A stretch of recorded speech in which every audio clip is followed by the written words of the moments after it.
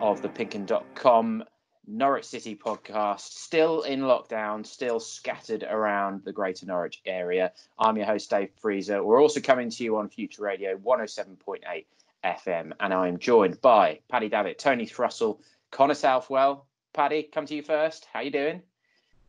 Lovely today. Yes, well, I'm being flippant. Sun is shining, coming through my window, and we're in here. So, yeah, I'll just have to get out in the garden, keep my keepy-uppies going. Still stuck around 100, Connor, for your information.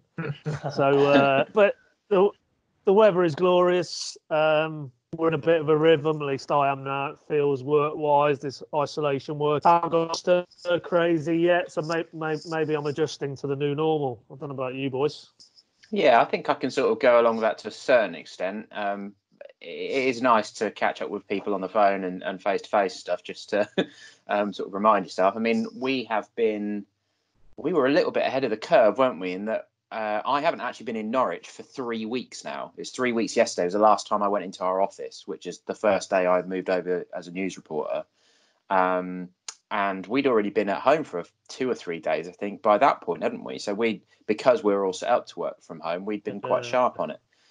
So yeah, I'm sort of used to it. It feels like you're not quite as productive as you normally would be, because there's, communication takes a lot of your time and things like that. And yes, to a certain extent, you're relying on people coming back to you on your mobile phone and things like that. So it's definitely different, but I feel like I'm managing all right. Connor, how are you getting on? Yeah, about the same, to be fair. I think the time that you're working, so from 9 till 5, 6, whatever it is at night, is fairly manageable. It's sort of, then you finish and you go, right, what do I do now then? is sort of the case. But open a beer has generally been my approach. It's probably not a bad approach. I've been luckily I've been watching the Sunderland series on Netflix. I've been watching that. Yeah, I started that yesterday. Yeah. So I've just got to the stage where they've just spent £3 million on Will Grigg, which is quite an interesting insight. Is he on fire? I think he scored 5 goals since he's been there, so not massively. But yeah, it's quite an interesting insight into football clubs and how they run and stuff. So that's been quite good. Still doing the Joe Wicks exercise stuff, which is meant to be for children, but is completely killing me. I'll be completely honest. So yeah, filling the days just about. The weather's nice, which is making it, I think, even a bit more painful being inside. But there you go. It is what it is, isn't it? And we're getting through. We're getting through. Yeah, the next focus for us is on the garden. The girlfriend's been doing a bit of that Joe Wicks stuff, but I set up a bit of a boot camp on our drive on Saturday and took her through the stuff that I used to do at a boot camp at the gym at Riverside, where one of my mates is the PT. So I think she found that quite tough. Well, we both did, really, get in the circumstances. But yeah, you got to do your best to try and stay fit, haven't you? And certainly with sort of talk about them taking the lockdown even further. Let's hope we don't get to that and they don't take away the exercise, because that would seem a real big measure to be taken away. And Tony, how are you cracking on? Yeah, like you guys were saying, it's kind of gotten used to it now. This is the new normal, isn't it? So we're lucky enough that we can work from home, and we have done it on the odd occasion in the past. So it's kind of something we're used to. But I think something that's helped me is that I did move house just before this happened. So I've got a bit of a project on the side as well. And I've been filling my evenings with spinning sessions on FaceTime with my friend. That's kind of been my exercise. So if we are pushed into staying within our walls, I think that's going to ramp up even more, because if we're not allowed to go for walks, then it's going to be a big blow, I think. Yeah. Oh, that's quite helpful to have an exercise bike. You got one of those sort of turbo things where you put the bike into it. Well, luckily, my friend I think the day after his gym got locked down, he had about 20 spin bikes, and because I helped him out when he set up, just sort of with some stuff. He said I could borrow one whilst we're in lockdown, so I've got it in my cabin. And then going on YouTube. Cave. Well, it's not a man cave; it's an empty cabin at the moment. But going on YouTube, getting spin classes up, and linking up on FaceTime with my mate, and getting in the zone. It's been quite good, actually. That sounds good. I need to watch that Sunderland program on Netflix. I quite enjoyed the first season. Right, let's get stuck into the football. We were just saying before we started recording that Norwich would have been preparing, and perhaps in an alternate reality still are. But in this reality, because of coronavirus, we are not still. Football is still on hold until at least early May. It would have been a home game against Brighton, followed by a trip to Watford and a home game against West Ham. So that really would have been sort of crunch relegation territory. Cup semi-final as well. Yeah, that could well have been in the mix. Yeah, the Wembley trip. But it could all still happen, Tony. We can't give up hope yet. And you just told me that on this day, as we record, it is, 3 years since the 7-1? No, 18, 19... Yeah, 3 years since... the 7-1 win over Reading, which is the start of the Webollution. Pad, what are your memories of that? Alan Irvine being in charge. Yeah, I think it was sunny now. That's about the only thing I remember. We see so many games. I couldn't even tell you. I'm getting flashbacks to Connor's quiz we did on Friday, which I'm sure we'll come on to. But being put on the spot with certain goal scorers, I couldn't honestly begin to tell you who scored in that. Don't even ask me. All I know is that Reading were pretty diabolical on the day. They were. But we just did in the last few days, didn't we? Stuart Webber's 3-year anniversary since he swept in, and this was quite a statement he made, albeit. Yeah, I think my vague recollection is Reading were diabolical on that day, but fair play, Alan Irvine. That was a good statement. Sadly, if he hoped that would be a job application, it didn't quite work out that way. But it's got lost in the mist of time. If I'm brutally honest here, I'm sort of ploughing through. We've had a series with our good friend Corey Varney, charting the Webollution, and that doesn't get much of a mention for the simple reason, obviously, it was more of a holding pattern, wasn't it, back then until Mr. Farker arrived, and then we had lift-off and led to the Premier League. So, no, maybe one of the other lads can come in on that specifics of the Reading game, because I can't, for the life of me, think who scored. Well, I've got it in front of me, actually. It'll soon come back to quite... That's cheating, isn't it, dear? All right. You told me you were coming to me on that one, I'd have called it up myself. Oh, yeah. I tell you, the Reading game I do remember is the one last with Godfrey and Zimmerman when it went turbo, and then they equalised in the stoppage time. That's the one that sticks in my head. Go on, dear. Who scored, mate? That should have been the moment, shouldn't it? Zimbo and Godfrey to the rescue. Well, apparently Lewis Grabban played 90 minutes for Reading that day. I don't remember that at all. Oh, yeah. He's played for so many clubs, hasn't he? He has, yeah. And he got out of there. He gets out of clubs quite quickly as well, doesn't he? Once he's unhappy, which is most of the time. Maybe it's him, not them. Quite possibly. They were 6-1 up at half time. Oliveira scored an early penalty. Houlihan scored 2. Pritchard 2. Russell Martin scored 1. Jan Kermigan pulled one back just before the break for Reading. And I think, off the top of my head, that might have been a Carrow Road record, the first time Norwich had ever scored 6 goals in a half of football at Carrow Road. Something close to that. And Cameron Jerome added one on late. Mitchell Dykes was playing for Norwich. He's one that soon disappeared. He's at Bologna now, I think, isn't he? Yeah, he is. Can you name the 3 survivors from that match that are still here? Well, I can. So over to Connor. Because I've got it in front of me. Tetty, yeah. 2 others, is there? 2 others. Yes, yeah. I see one. Were they starting or on the bench? Oh, yeah. One of them was an unused substitute. Tim Closer. Yeah, Closer. The other one is always on the bench. Or not on the bench. He had a great Euro 2016. Mickey McGovern. McGovern, yeah.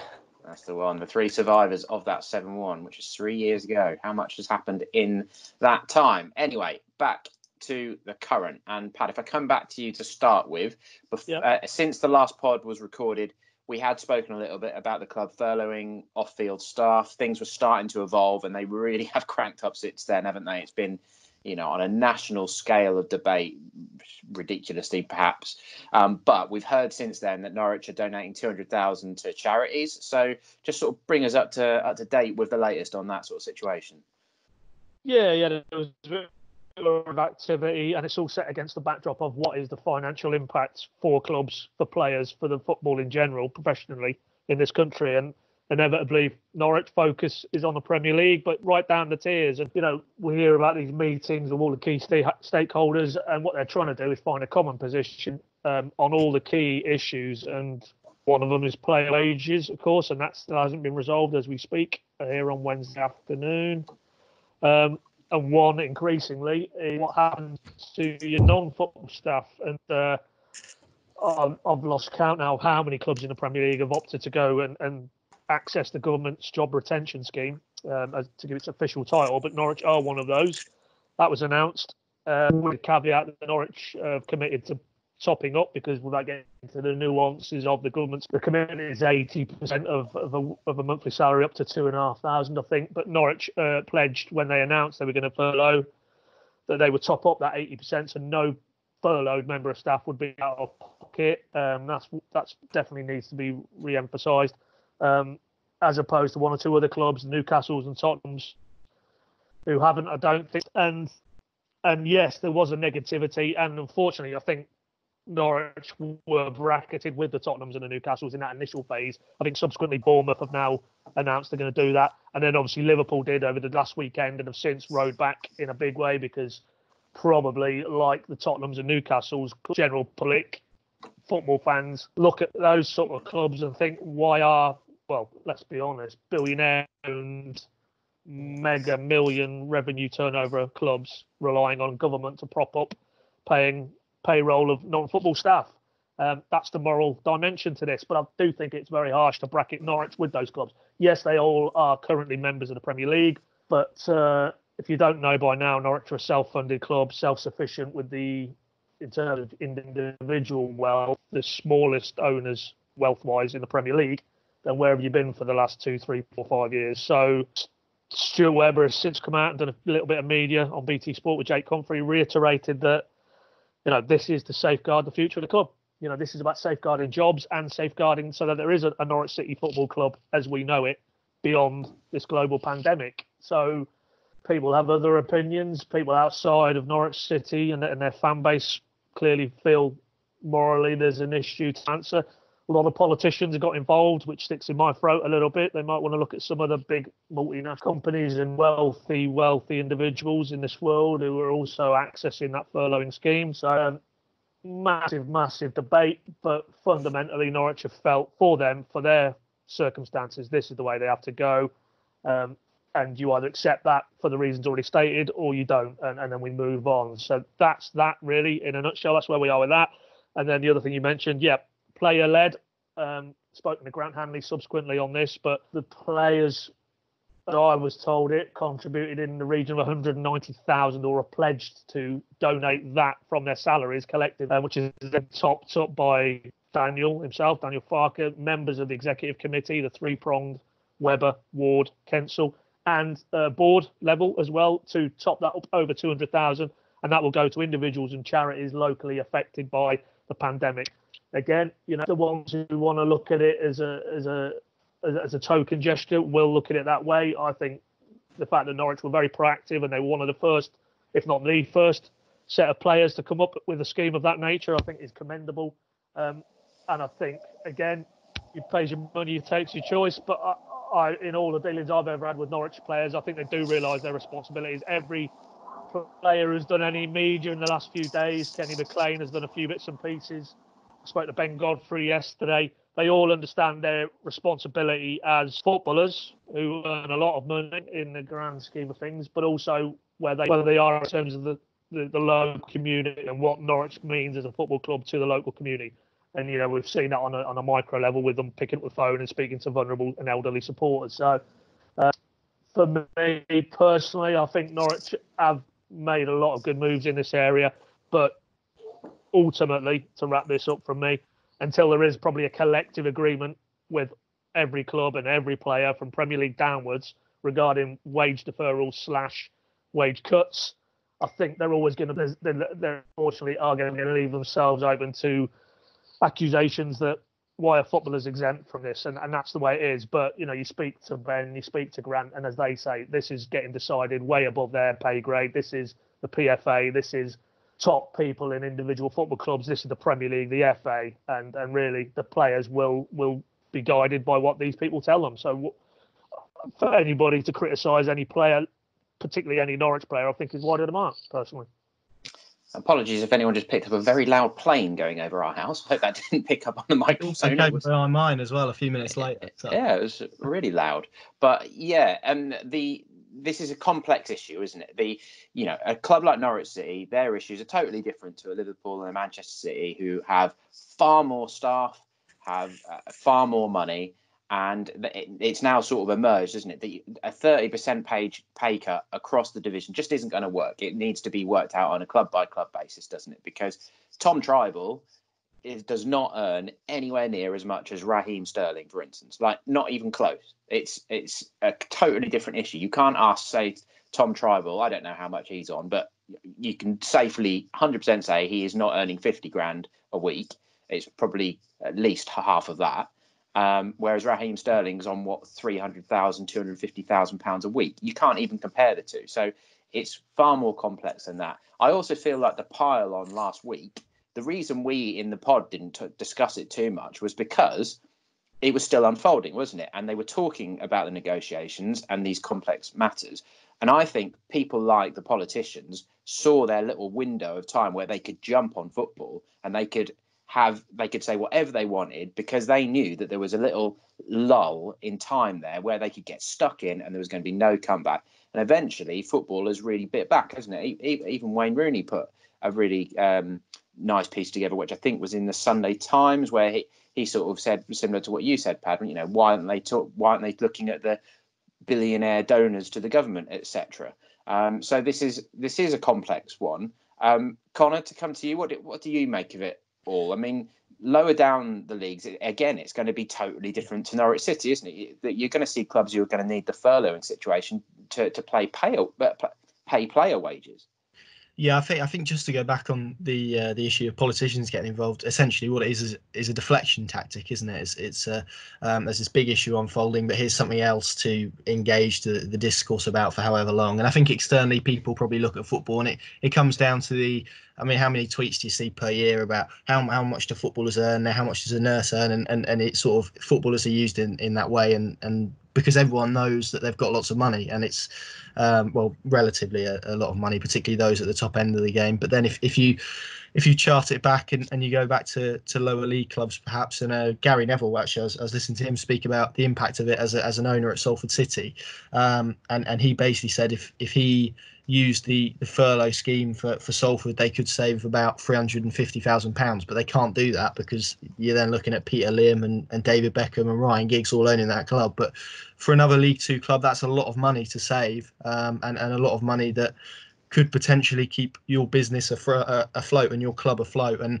it's becoming increasingly difficult, I think, as the days progress, to think about a situation where all 91 EFL and Premier League clubs come out of this intact, essentially, which is really sad, particularly when you consider Macclesfield, several other clubs have got issues of their own anyway, even prior to this.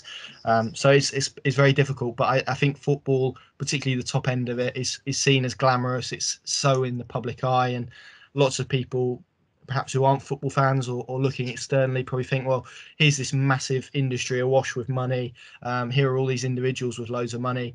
At the moment, their industry isn't doing anything. Why aren't they contributing? And I get the argument from those, but like I said, when you have that understanding and you're a football fan and you understand how the finances work and how they break down, and also the contracts that these people sign as well, then it becomes a really complex issue, as we've seen already. And you raised it there, and Tim Krul said it the other day in a block of quotes that I worked up, in terms of if you're an under 23s player and you're living at home with your parents and you're contributing to paying your bill for your house, let's say, and you're then suddenly asked to take a 30% wage cut, that you're going to be in big trouble. So it's not as simple as here's an industry awash with money, let's ensure that they do their bit, because I think they will do their bit, and I think they have done their bit. And yeah, a lot of the scrutiny has felt a little bit unfair and used really to deflect, certainly from the political spectrum, away from the issues and failings that they've got at the moment. it's probably not for me to talk about the politics behind it all, but it certainly feels like that looking from afar. It's just sort of an easy target, really, when I think a lot of footballers will be doing their bit. I mean, Jordan Henderson publicly, and we can all see what he's been doing, raising money for the NHS and whatnot with plenty of other footballers. So there'll be plenty of examples of footballers that do help, plenty that don't help. But I think it's too easy of a criticism, I guess, to put footballers all in the same bracket and criticise them. That's my view on it. Classic Jose Mourinho deflection tactics, isn't it? He's gone and what's he playing at? Gone and been pitching in a park in London, training with a few of the Spurs players. It's absolutely ridiculous. Yeah. The other thing which eventually came out is which came through the PFA, who have taken a lot of the flack for this, but I don't think anyone's in an easy situation with this. Clubs, players, governing bodies, whoever. It's an unprecedented situation. But it's the tax side of things. I remember mentioning in my column a few years ago now that there was a report that came out, and it was for the 2016-17 season. And it showed that just the Premier League generated £3.3 billion in tax. 3.3 billion. That's a huge amount of money, isn't it? And propped up 100,000 jobs around the country. So whenever people say, it's disgraceful that nurses get paid what they pay compared to football, that's just how capitalism works, isn't it? Footballers aren't paid a random number. Messi isn't paid £650,000 a week because somebody's just fancied giving it to him. It's because he generates that. It's because he probably sells tens of thousands of football shirts around the world every day. There's a reason why people get paid what they do, like Hollywood movie stars and singers, pop stars, whatever. There's a reason people get paid what they get paid. And, nurses don't work in an entertainment industry. They don't get sponsors, etc. So eventually we've sort of seen all these things thrashed out. And I feel like people are understanding the whole measures more. Tony, just finally on this, what's your sort of read been on it all? Like we've said, it's an easy target, isn't it? And it seems like the higher up the chain you go in any business, it's all about deflecting the attention away from yourself, isn't it? So instead of the owners of these clubs getting the flack, the multi-billionaires, it's effectively their employees, the players, who just so happen to earn more money than, as we said, nurses, support staff, all of that. Why it's the equivalent of, say, a massive insurance company, Aviva, is the Man City, and then a local insurance company is the Norwich, and you're putting them in the same bracket in that terms, then that's how ridiculous that is.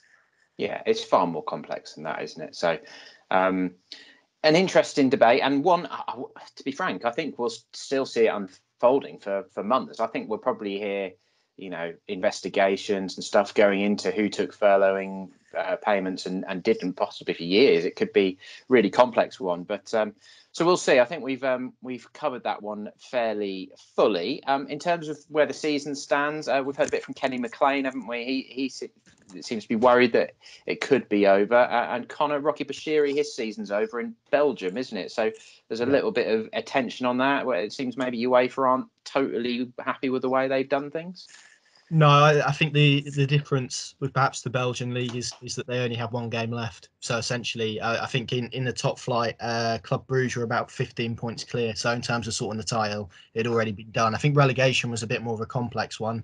They've got to have a meeting at some point to then recommend to someone else what they'd like to do in terms of the relegation. Because of playoffs? Yeah, they have a playoff system. Right. So that makes it very difficult in terms of promotion and relegation. So it's just about sorting that, really, and about finding a just way, if there is a just way of doing these things, of sorting that out. But a completely different situation to what we find ourselves in here in England, where the league hasn't been completed, nothing's been decided in any of the top four divisions. And you could argue that their decision was perhaps a little bit easier than what the Premier League, the EFL, the FA have all got to make, the National League as well, in light of this situation. So a different situation, but for Rocky Bashiri, his loan move's done. So I guess he'll come back to Norwich and start preparing for pre-season or to play some games with the 23s as this season concludes, if they do decide to get those youth games up and running again. Centrodense, isn't he? But they're sort of just clear of relegation, were they? You know? Yeah, I think they were safe. Yeah, they were safe. Just about. So he's been getting in plenty of minutes while he's been over there. So that's interesting. A little bit of transfer news, sort of. Pad, Daniel Senani, the lad in Luxembourg, who we've all heard rather a lot about, and it's seemed pretty certain that he will be on his way to Norwich sooner or later for quite a while. But he's decided to almost confirm it himself, isn't he? Yeah, he's a one-man Simon Cowell PR machine. That lad. Well, either that or he's the only football story the Luxembourg media are interested in, because it seems to be a running commentary. I'm not sure what Norwich will make of that he's telling us he's sent it back in the post, his contract, and it's signed and sealed. Very old school there. He's been on tours of Colney. I mean, really, he's only confirming what we kind of knew anyway. Norwich could go as far as they were allowed in terms of the legal complexities of these things in January, but clearly A, he was a player they wanted to bring in, and B, they were actively looking to do it.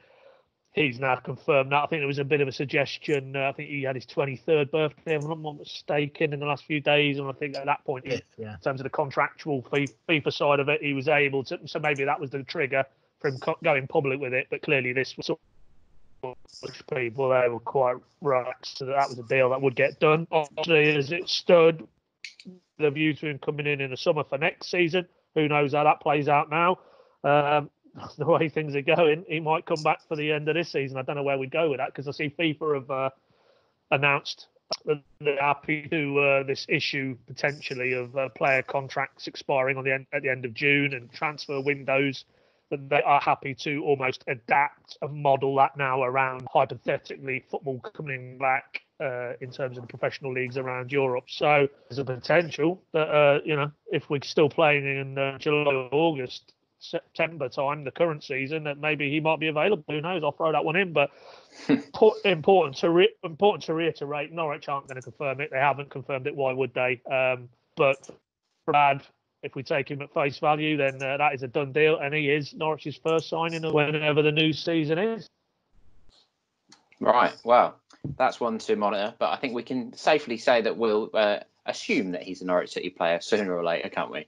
Okay, just otherwise stuff that's been going on. I heard a nice little tale actually from I know a chap whose lad plays in the academy, and apparently the minibus drivers had been sort of missing the banter from the academy lads, of ferrying them around to training and matches and things like that. So as part of the measures you mentioned earlier, Pad, where the players have been ringing around sort of older fans and things like that, the academy players all sent texts to the bus drivers at the weekend.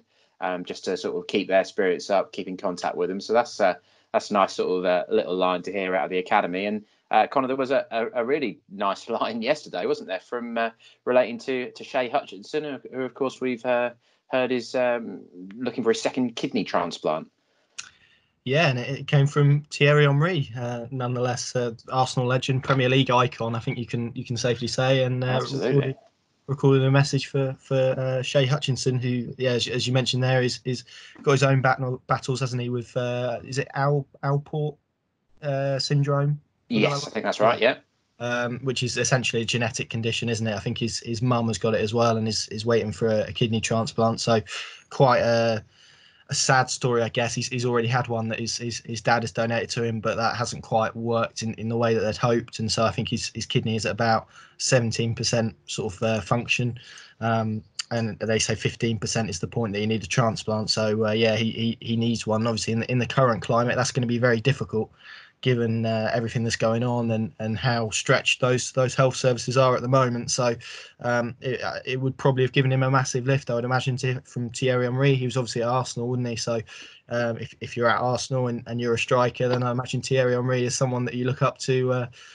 You definitely look up to, because he was one of the finest in the game in terms of how he played, and certainly in the Premier League, one of the best we've seen. And for him to get that message, I think in terms of his spirits and keeping his morale up, then that will have done him wonders. But equally for the club as well, it's nice to see in these moments that there are those little signs of togetherness and community that I think you need to keep your spirits up, because, as I said, this is quite a lonely time for everyone, and everyone's impacted by it, and little things like that can keep you going for a little while. And I'm not sure. We didn't find out, did we, if he's technically in the at-risk category? So he really would have to sort of isolate. But yeah, I think he is. Yeah, I think he is. Connor, I've spoken to the club. Yeah, I did speak to the club on that. Yeah, apparently he is, and you wish him the best. Yeah, so the 1.5 million sort of most vulnerable who were needing to self-isolate, that included people who'd had transplants, didn't it? So, he's obviously got to be very careful at the moment. So, yeah, well, of course, we all wish him the best, but that's not half bad, is it? Getting a real legend like Thierry Emery saying that he's his hero. What player Thierry Emery was. Right, let's get on to the Pink Composer, because this really took off last week, and we all offered up our worst ever matches that came to mind, and we put it to you guys. We've got over 60 responses on Twitter, so we're going to rattle through as many of them as we can now. And whoever said that people from Norfolk like to have a good moan, eh? We get something negative and we get a massive response, so that's what we like to see. And then we will set you our new Pink Composer. So I will kick off with a couple, and then Connor, if you come in with a couple, Tony, then you, and then Paddy, and then we'll just get through a few like that. So first off, Robin Saintney, of course, CDP columnist. He agrees with you, Pad. The 0-0 at Burton, deadly boring, and it was bloody freezing. And Ollie Hugenines, sorry, I can't pronounce that one properly. Ollie, I think, is in Norway yet. Who says, January 2000, 3-0 home defeat to Charlton.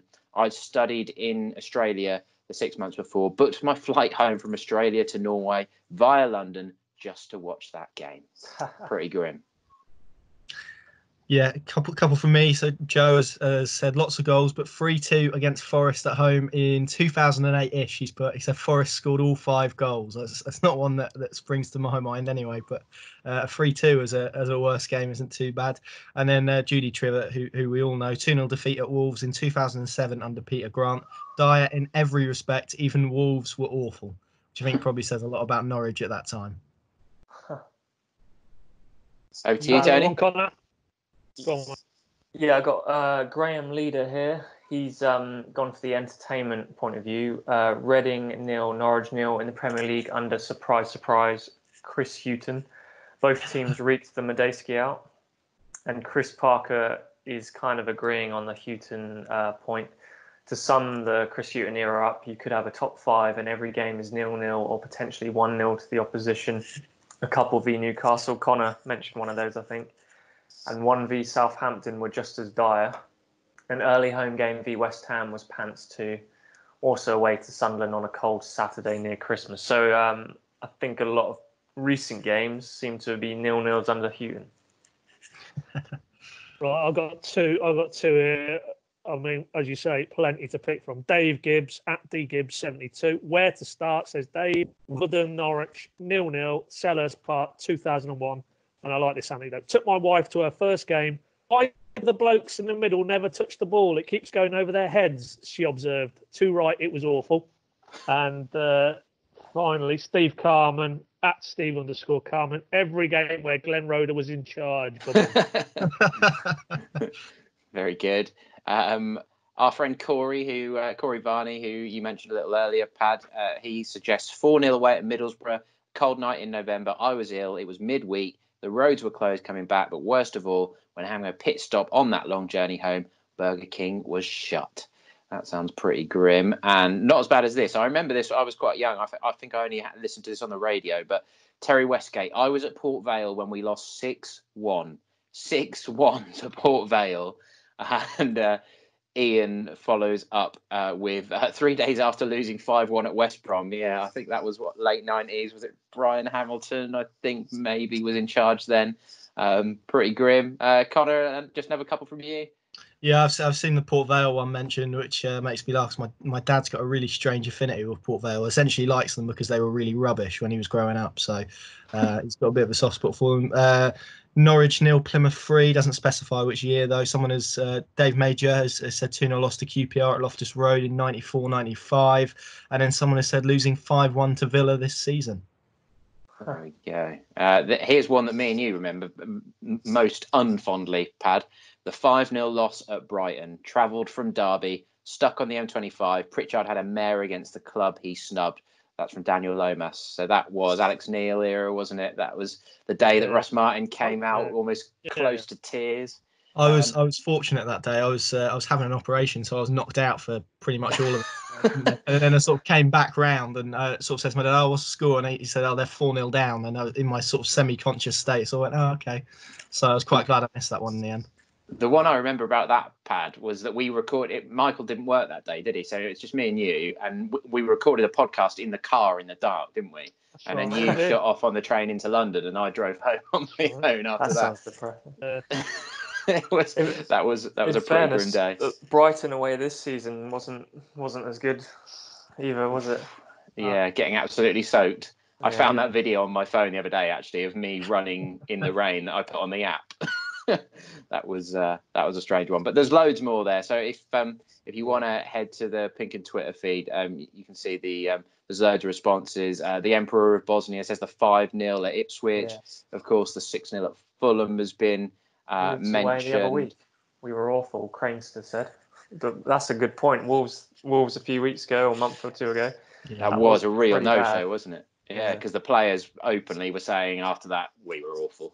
That just went completely wrong. But yeah, there's a few of the mentions for that 0-0 at Burton. Sorry, hadn't they won the game before that as well? Norwich. Would that have been the Bournemouth game? Yeah, I think. I don't remember. That they'd won before that.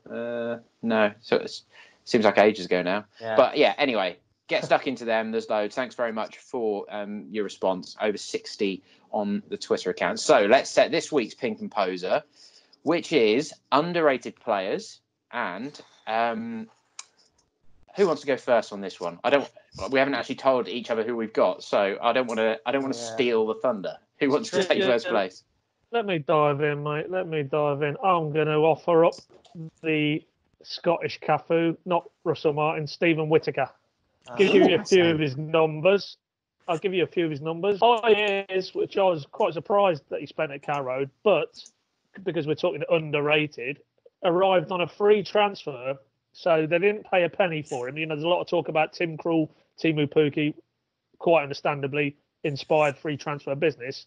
But Wicks arrived from Rangers, where he'd been very successful, part of a true winning squad there.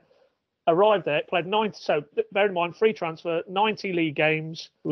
First season was the season they stayed up under Houghton, where they topped it off with Johnny Howson's goal, beating Man City on the final day.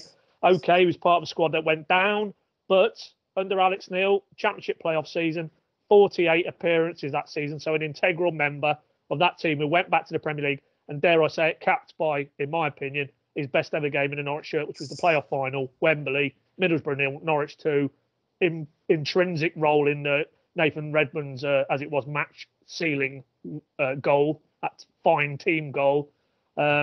Excellent play. He was underappreciated because he was one of the maybe 6 guaranteed every week. He might occasionally nudge playoff a bit higher, but not eye-catching. The sort of pitch.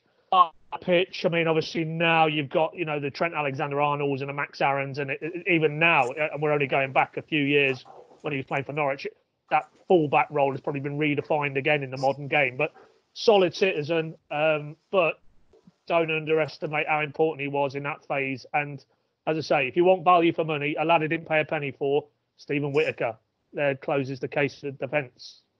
Like it, yeah. Got plenty of Scotland caps. Not so much a central midfielder as Alex Neil proved against Brentford, though. Yeah, well, we'll gloss over that one, Dave. Yeah.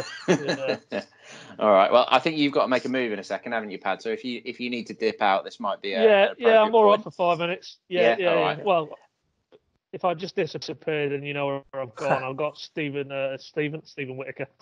I've got Stuart Webber. What's that word about furloughing, apparently? So, yeah, I'm joking, of course. But there you go. That was a joke, Dave. Okay. You looked at me like I was serious, mate. You just really want to hear what everyone else's underrated players are. Yeah, no, I do. Yeah, I'm well up for this. Yeah. I'll go mine next, shall I? Yeah, go for it. Mine underrated by some, I think. Jason Shackell, another one that came for nothing because it was through the academy. He was I think Grant made him captain, didn't he? But then it seemed to be when Roeder came in, he fell out of favour. They got rid of him to Wolves, but then halfway through that same season, they brought him back on loan. So it was kind of a case of you don't know what you had until it's gone. But by then it was too late. Norwich ended up getting relegated. It must have been Gunn that brought him back in on loan, actually, when Roeder had been sacked. But I remember, that sounds right. I remember he came in. Shackell came into the team at the tail end of the Premier League season, didn't he? Yeah. Was quite good, and then I don't know. I feel like he was never sort of looked at as being a good, solid player. He just sort of passed by fans, but I was rated him, and when he left, I was a bit sad because I mean, looking at the player they brought in to replace him, Stefanovic, he didn't really do much, did he? Yeah, unlucky with his injuries, wasn't he? I mean, Shackell went on to have a very good career, didn't he? Really, playing for Derby and got promoted 2 or 3 times, didn't he? Was it Burnley and Derby as well? And he's at Lincoln now, isn't he? Lincoln, he was in the League Two team of the season last year at 33, 34. Yeah. So yeah, he's gone on to have a really good career. I think Norwich. Well, I don't know the financial stipulations, whether they had to sell him, but looking back, they probably shouldn't have sold him, and if they hadn't, maybe they wouldn't have got relegated that year. Yeah, they probably didn't get the best out of him. I remember him. I think he had to play at left back, didn't he, in that game at Palace when they drew 3-3 during the Great Escape when Andy Johnson dived face first to get them a penalty to get them back in the game. He had a bit of a nightmare on a really windy day, if I'm not confusing that with another game at Palace. Connor, over to you. Well, I was going to say Stephen Whittaker, so I've had to change my answer somewhat. I was actually, mainly because he's kind of remembered as this comical figure that played in central midfield once, but he was, as Paddy said, for all the reasons. Stop going on about his central midfield shift. It was a one-off, wasn't it? So I've had to. I don't remember him having a long. Go on. So honourable mentions for David Fox, Andrew Crofts, and Chris Martin, but I've gone for Andrew Surman. Only saw him 60 times, well, about 60 times for Norwich, and it was mainly because of how little he played. I think that he was probably underappreciated a little. Maybe this is one more for underappreciated and underrated by managers, because he certainly didn't play perhaps as much as he should have for the quality he showed in glimpses. I think particularly in the season where Norwich got promotion, he was very good for glimpses as well. I remember a good goal against Bristol City, I think, that he scored. Also against Ipswich, didn't he? He scored at Portman Road. Just thought he was a very classy midfielder, fitted into that system nicely. Just made that midfield very functional in the Diamond. Very good. I think he came back briefly, didn't he, when they got relegated with Neil Adams in charge, and played at Wolves and then left pretty soon after. But a very good player. I think he's shown his quality at Bournemouth. But yeah, for me, Andrew Surman, because I had to change my answer very, very quickly. He's a good player, Andrew Surman. I think he's one of those, a bit like Huckabee here at Norwich. He found his home at Bournemouth, didn't he? And that's where he's always been happiest in his career. So I think his heart was always on the South Coast, really. But yeah, real good quality player. Now, I toyed with Johnny Howson, but I don't know what you guys think, but I think Howson moved out of the underrated territory by the time his career was over at Norwich, and he was almost not overrated, but he'd moved out of that category, hadn't he? Yeah, I think. Yeah, I think a lot of fans. I think most fans would take issue, mate, if you put him in the underappreciated, undervalued category. Yeah. I think quality player, mate. Certainly, the first couple of years he was with Norwich, I think he was a bit underrated, and it took a while for people to appreciate him. I'll give a couple of honourable mentions as well. Steve Morrison, I also thought was a bit underappreciated, and Darren Kent. See you later, mate. See you later. You obviously didn't watch the quiz the other night, did you, DF? Which is a nice segue for you boys to discuss the quiz. Connor, tell DF about Morrison. See you later. He's gone. He's rage quit. He's rage quit. So yeah, Morrison and Kenton were the two that that I'll shelve. But Anthony Pilkington's the one I'm going to go for. I think injury takes a lot of the blame for this. But 15 goals in 82 games for Norwich, and you know his injuries did really see him tail off. But that first season, the Lambert season in the Premier League, he scored 8 goals in 32 games.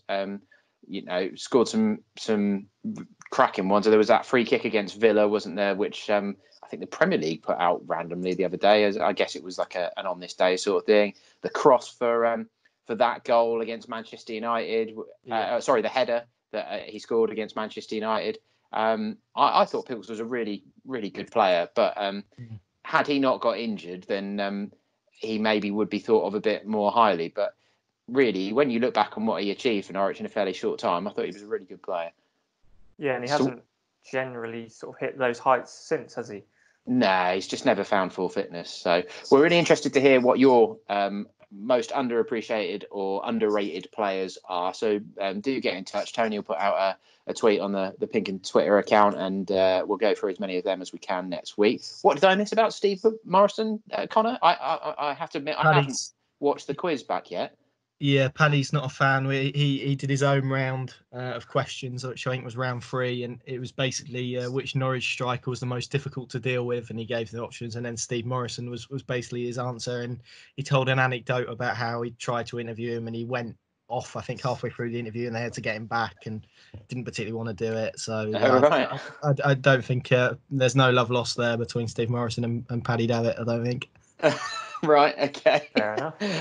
Right. Well, that was a red rag to a Davitt, wasn't it? It's entirely personal. It's not based on anything footballing, I don't think. That doesn't sound like Paddy.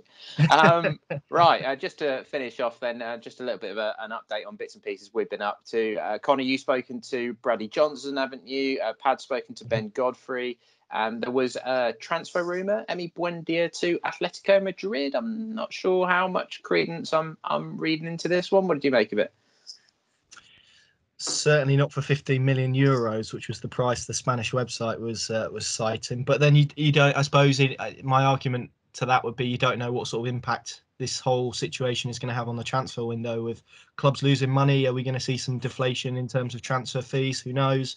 But yeah, it's probably not a shock, really. I think it was only a matter of time before some fairly sizable club got linked with Emi Buendia, given his numbers and everything we've heard about him this season. He's become almost like hipster's choice, hasn't he? I think a little bit. And he's a very good player, but equally, yeah, I'm not quite sure he's a Simeone player. I'm not quite sure that he would fit into the way Atletico Madrid play, but who knows? Who knows? It's probably a matter of time before we saw him linked with someone. But yeah, I'm not having that price. I don't think Norwich would particularly be keen to sell him for perhaps as little as that. But yeah, it's always weird, I think, when transfer rumours pop up at this time of with everything that's going on. But yeah, I think probably I'll put it down to a lot of clubs doing a lot of scouting and probably advancing their plans for the transfer window, and probably agents being a little bit active at this time as well. So not sure what to read of it, but I'm not sure, certainly at the fee, that's one that Norwich would go for at this moment in time. I'd like to see Simeone and Emi on the touchline having a 1-2 together. Yes, yeah. Both throwing their toys out of the pram at each other. Yeah. Yeah, that would be interesting. I mean, I think Emi is capable of playing at a top level, but like you say, it's the style. I think where you would potentially see Emi really flourish now is if he can step into a big attacking team, a Man City or a Liverpool or something like that. Yeah, technical side. I don't. Because a lot of what Atleti do so well is off the ball, isn't it? We saw it at Anfield and in both games against Liverpool, to be fair. I think he'd probably get quite frustrated, I think, in playing for Atletico Madrid, as opposed to perhaps someone who is a bit more technical and where he's going to receive a lot more of the ball. But he is good at his defensive side when he's switched on as well, isn't he? You know, his tackling stats are always really quite good because he does put his foot in. It's just, you know, it's when he loses the ball in a silly position, a silly little back heel or something like that, and then he has a strop. That's where the frustration comes with him. But we all know that he's a top player, and you've got to be honest. I mean, if Atletico Madrid did come in and offered the sort of money that tempted Norwich, Emi's going to want to go. That is a massive club. There's no Norwich fan that would really stand in his way, I don't think. That's Champions League football. That's competing for the La Liga title. So one to add to the list. What else have we had going? Oh, the quiz, Connor. We haven't mentioned it. What's the best way for people to watch that back? Is it on Twitter or YouTube? Yes, it's on Twitter. I think there's also a story on our website as well. Yes. So yeah, I would imagine Twitter following it back through the live stream is probably the best way to do it. Tony's probably better versed to speak about technical issues, but I would imagine Twitter's probably the best way to do it, isn't it, Tony? Okay. Yeah. So it's run through Periscope, which links to Twitter.